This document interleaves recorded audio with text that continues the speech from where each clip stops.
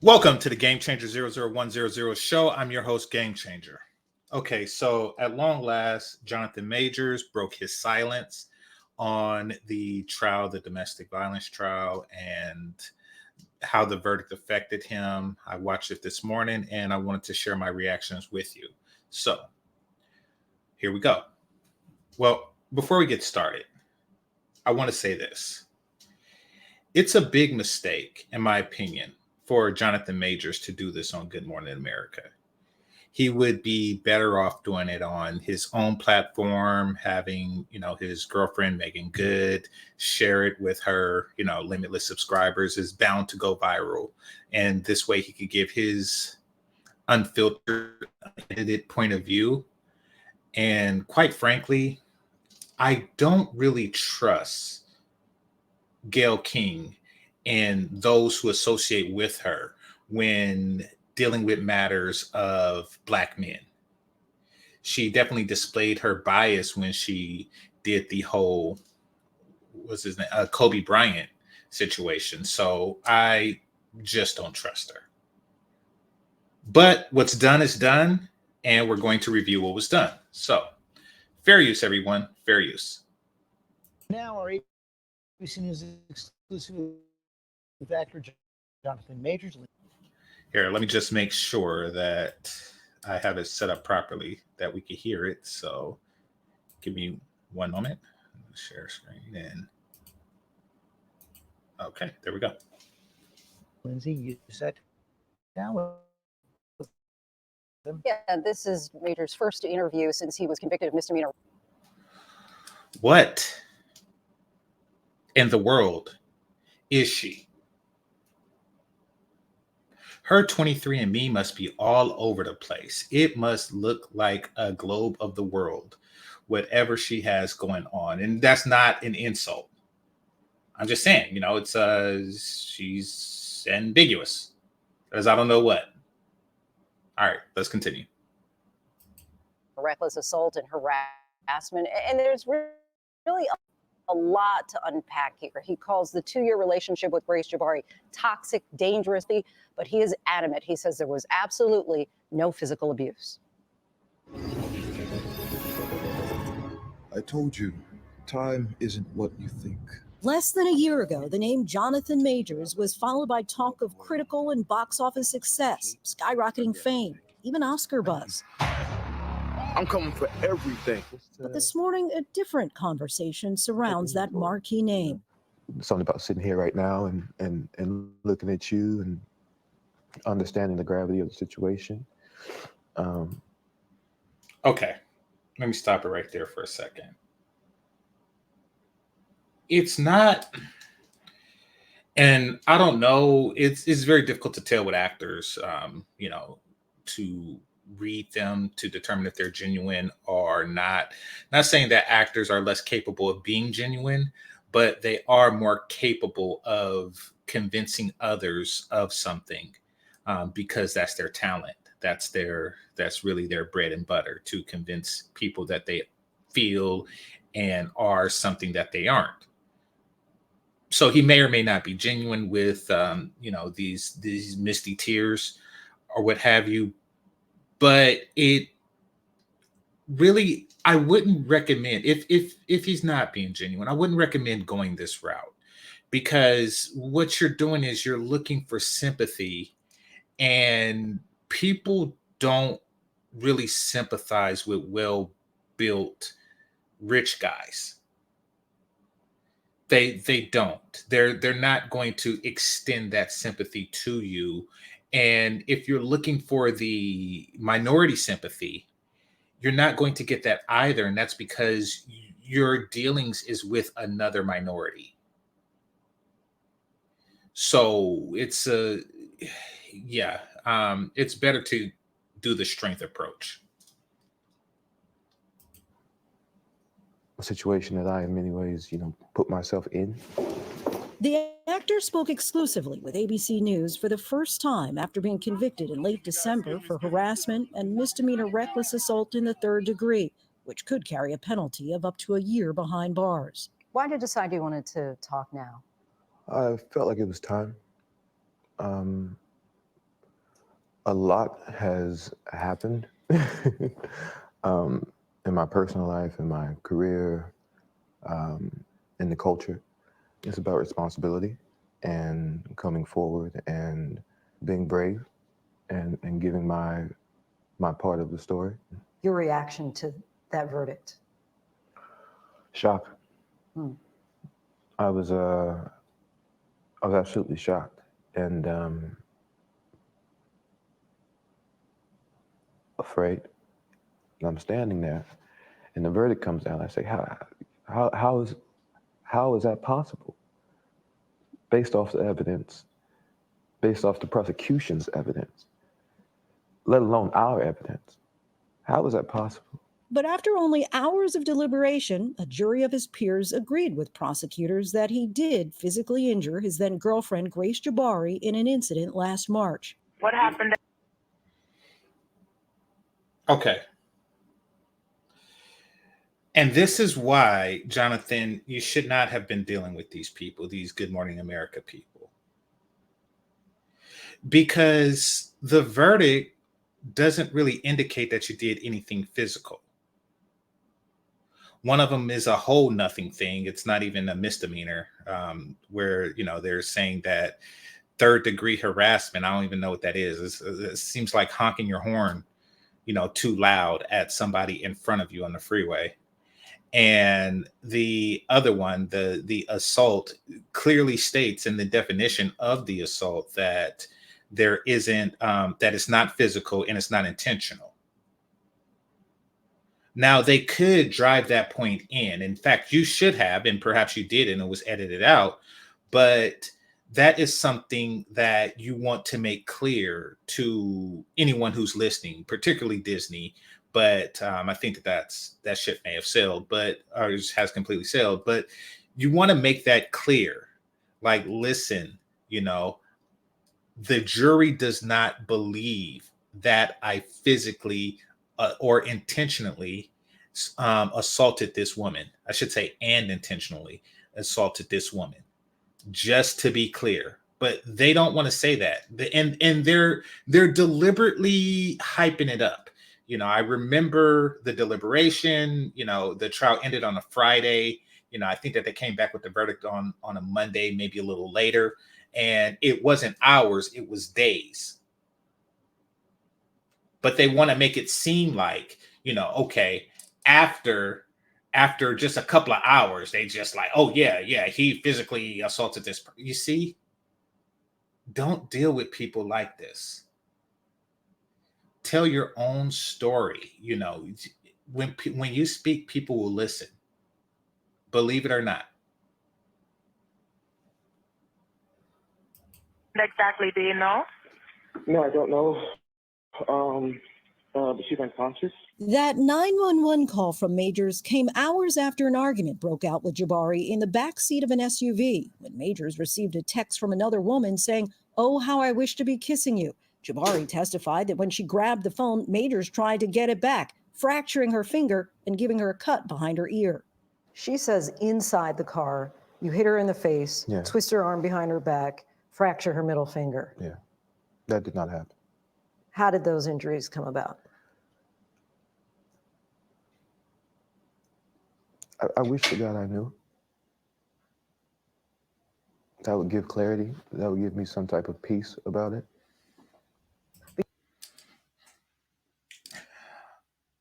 Okay. Very good answer. But I think the true answer is I don't know and I don't really care. But more importantly, the jury don't know and the jury don't care. No matter what, I lost millions of dollars over some chick's broken finger and scratched ear. The origins of which I don't know, but knowing wouldn't help the fact that he lost so much money over this crap.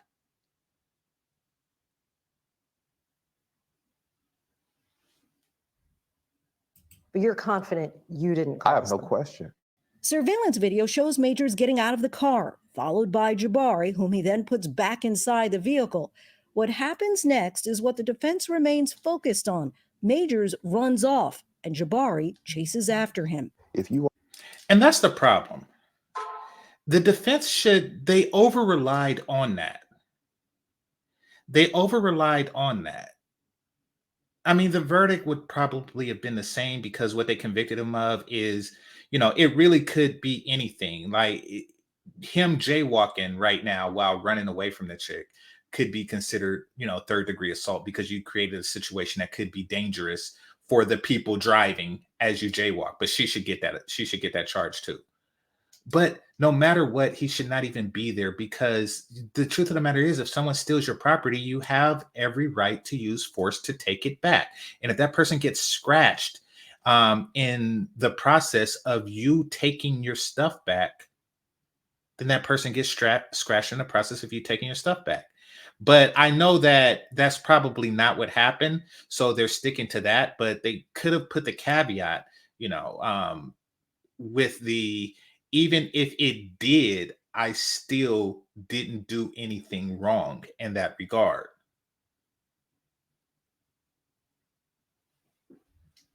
Watch those videos and you reverse that and you saw a black man chasing a young white girl down the street, screaming and crying, that man is going to be shot and killed in the streets of New York City. Major's defense team shared these photos, which is true.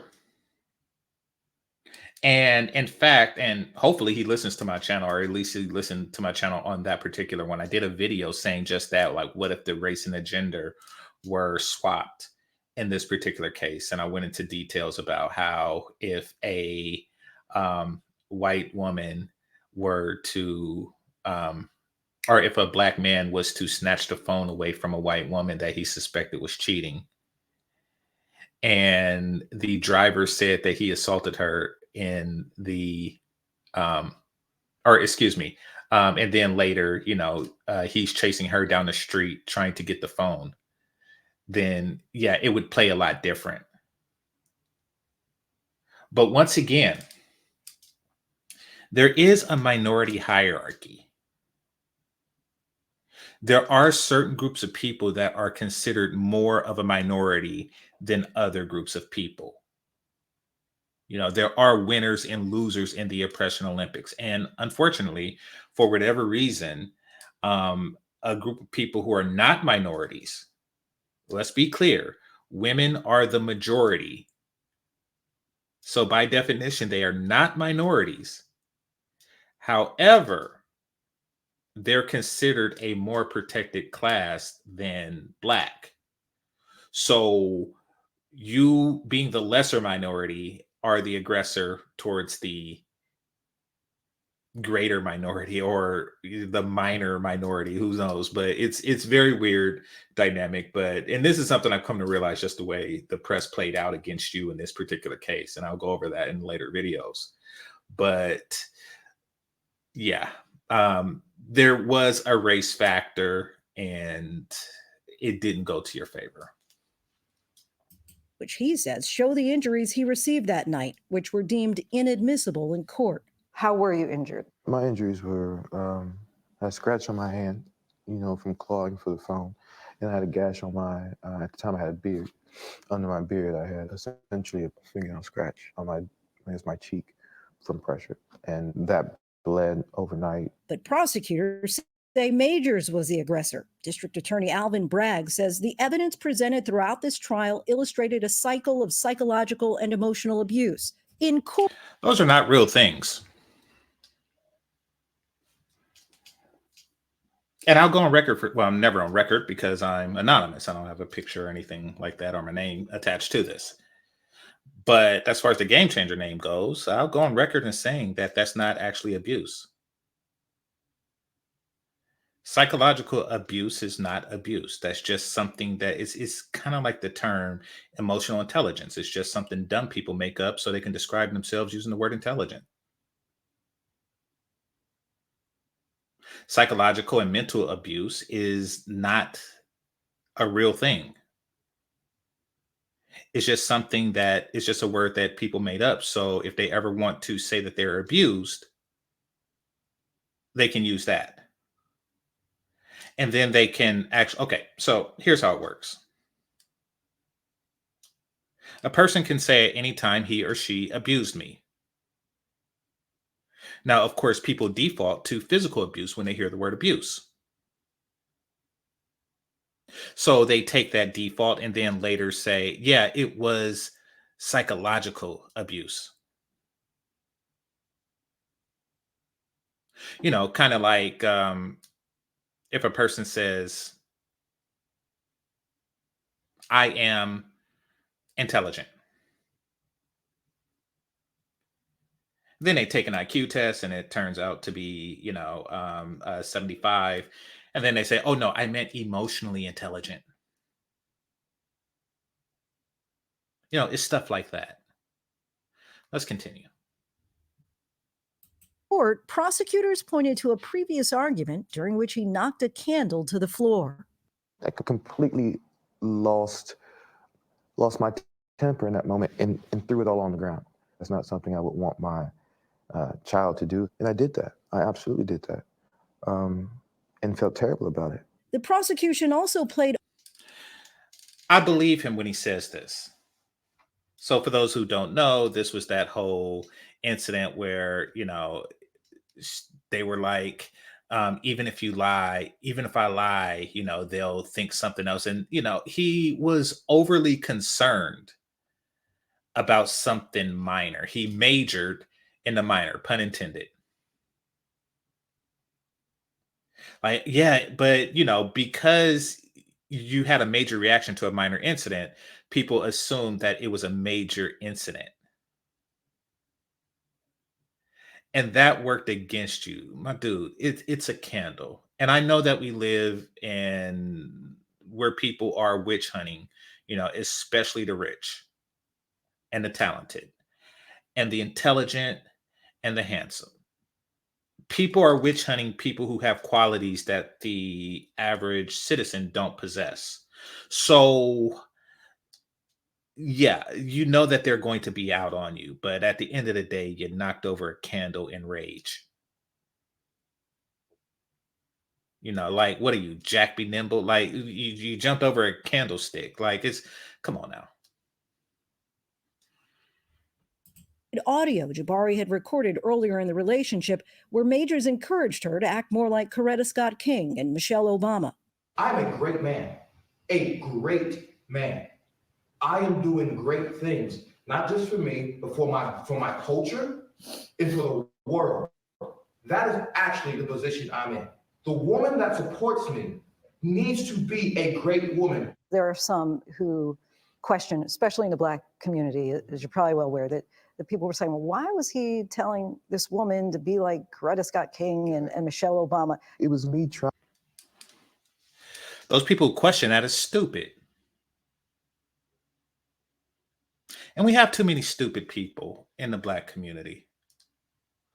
Why would you want this woman to be like Coretta Scott King and Michelle Obama?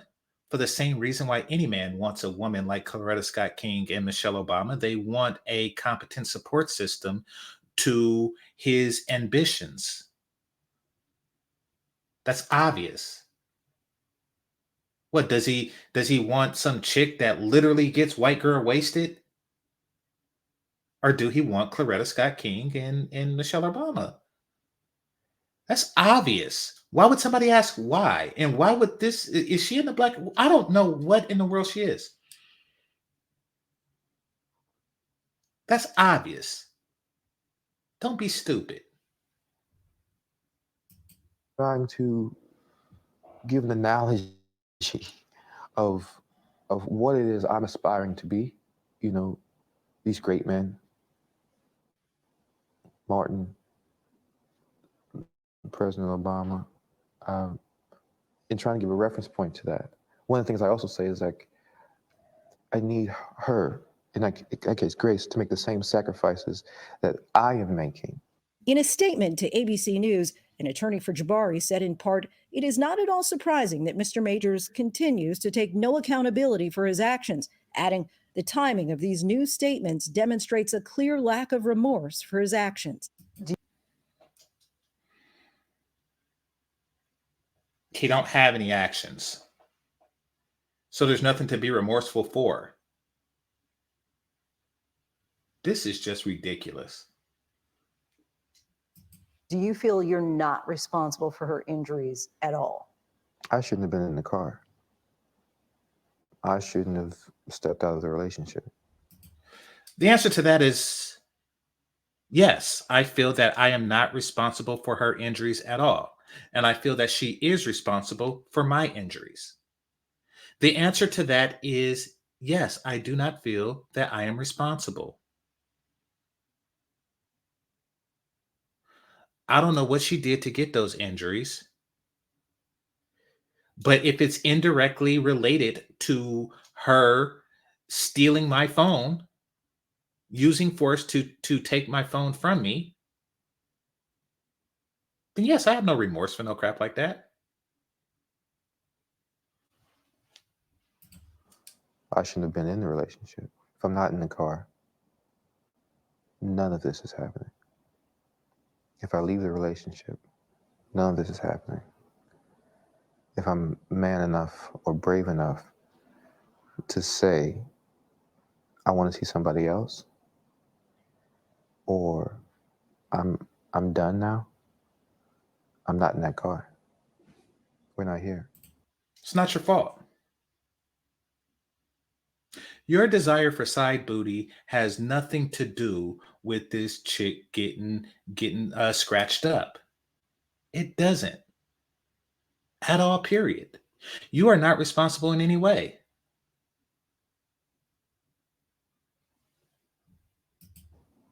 I'm responsible for those things. But none of her injuries. I can't say that. None of her injuries. Sentencing is less than a month away. Legal analysts say it's possible but unlikely that he would get any time behind bars. He's already said he plans to appeal. Okay, so it stopped right there. Let me end this, but it stops right there. But essentially, it seems like what she was saying, that it's not likely that he'll get any time behind bars, and he's appealing the decision. I wish that he would have focused more on the things that he wasn't convicted for, and he really has to drive home and make clear that the verdict does not say that he physically harmed her or intentionally harmed her. He should make that clear to the people that don't know, and I think that he may have, or he actually doesn't know that that's how the verdict played out. And that's because, through everything that's going on and all the legal work, and people just hear the word assault.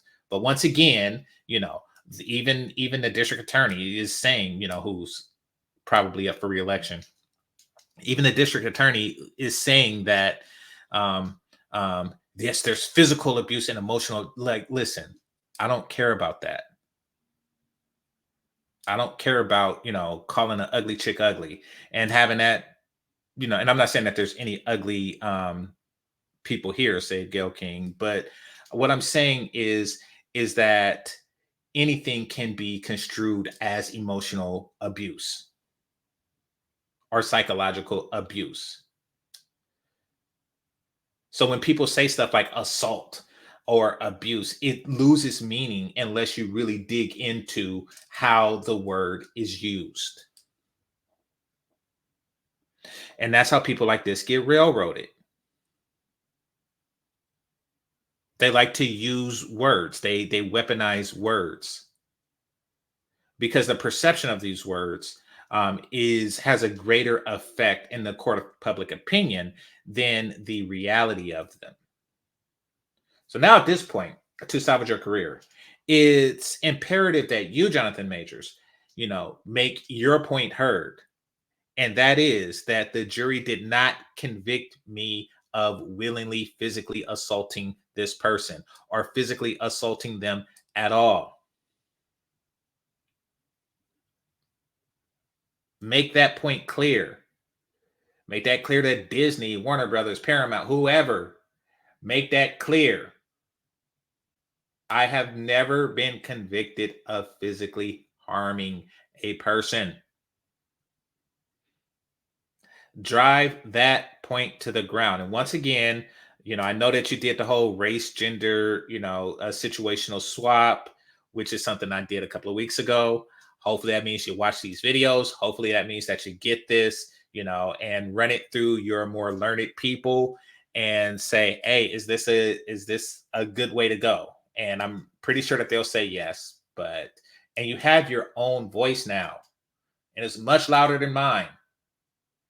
And you have a girl who has her own voice, who is that Coretta Scott, for what I know, who is that Coretta Scott King / Michelle Obama type woman, but much hotter than the latter. So yeah, she has a voice too.